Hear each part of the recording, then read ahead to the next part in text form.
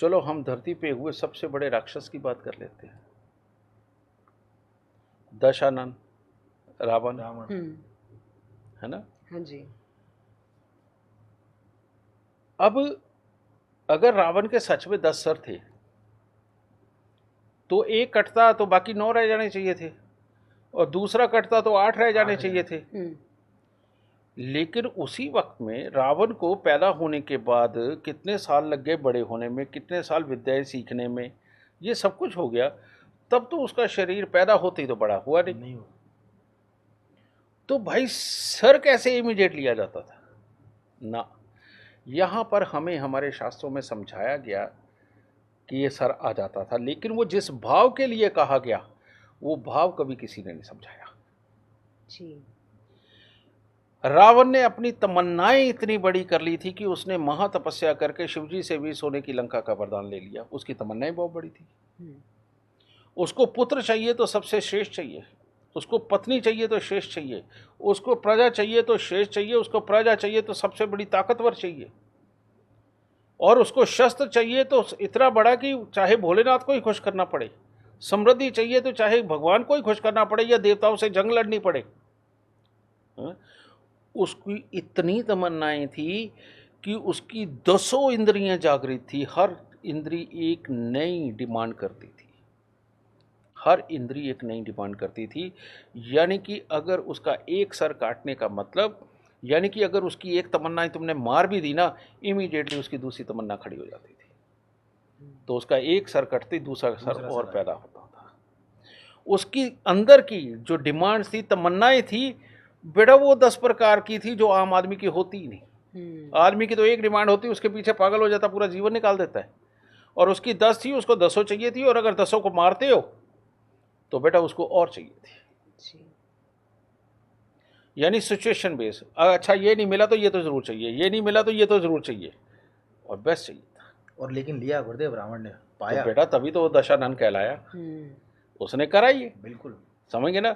और उसके बाद दशानन नहीं हुए, कारण ये कि इंद्रियों को इस स्तर तक जगा लेना और सब कुछ पा लेना, बेटा ये आम किसी के बस की बात नहीं, देवताओं के बस की बात नहीं रही। बिल्कुल सही कहा। देवताओं के बस की बात नहीं रही, जिनको हम शक्ति के प्रतीक मानते हैं, जिनके हाथ में सारा कुछ है, हम उनको मानते हैं अगर, तो उनके बस की बात भी नहीं रही, हो ना। तो ये दशानन तो एक ही हुआ है जी। और वो रावण रहा, और जिसने सारी की सारी अपनी इंद्रियां जगा रखी थी और सबकी डिमांड को फुलफिल करने की ताकत अपने अंदर भर रखी थी। तो वो गया मोक्ष को, मरा भी राम जी के हाथों से। हाँ जी। क्योंकि उसे पता था इनका खात्मा तो होना ही नहीं कभी, ये तो जागी हुई हैं। और जब आपकी इंद्रियां इतनी सारी जागृत रहे, आपकी उम्र लंबी हो जाती है। मरता नहीं आदमी, मरता वो है जिसकी तमन्नाएं खत्म हो जाती है। वो लड़ लड़के जो हार गया होता है, लड़ लड़के जो हार गया होता है वो मरता है। और जिसकी अभी भी तमन्ना जागृत है ना बेटा, वो मरण आसन पे पड़ा हुआ खड़ा हो जाता है। आपको साइकोलॉजी में समझाया जाता है, आपको डॉक्टरी लैंग्वेज में समझाया जाता है। पहले तो पीछे कितने एक्सपेरिमेंट भी हुए, हॉस्पिटल के अंदर बेहोश पड़े आदमी को उसकी बातें बताई जाती थी कि भाई अगर इसको हिलाना तो इसकी बातें सुनाओ, इसे बताओ इसे कौन से काम बाकी करने हैं। वो ट्रीटमेंट ज़्यादा काम आता था। तो तमन्नाएं जीने को प्रेरित करती हैं, और हार चुका आदमी मरने को बुलाता है कि भाई रहने दे, मेरे बस की बात नहीं। तो इसका मतलब है कि गुरुदेव तमन्नाएं हमें हमेशा रखनी चाहिए अपने अंदर। तमन्नाएं हमेशा अच्छे वाली रखो जी। जो अपना और अपनों का भला कर सके, अपने साथ जुड़ने वालों का भला कर सके। वरना बुरी तमन्नाओं के साथ आप लूट लो, घसूट लो, कुछ भी कर लो बेटा, कितना भी पैसा इकट्ठा कर लो, अंदर एक गिल्टी ऐसी होगी, ऐसे गिल्टी कॉन्शियस होगे कि मरने से पहले सारी याद आ जाएंगी, और एक ही बार में कहोगे ये मैंने क्या अनर्थ किया।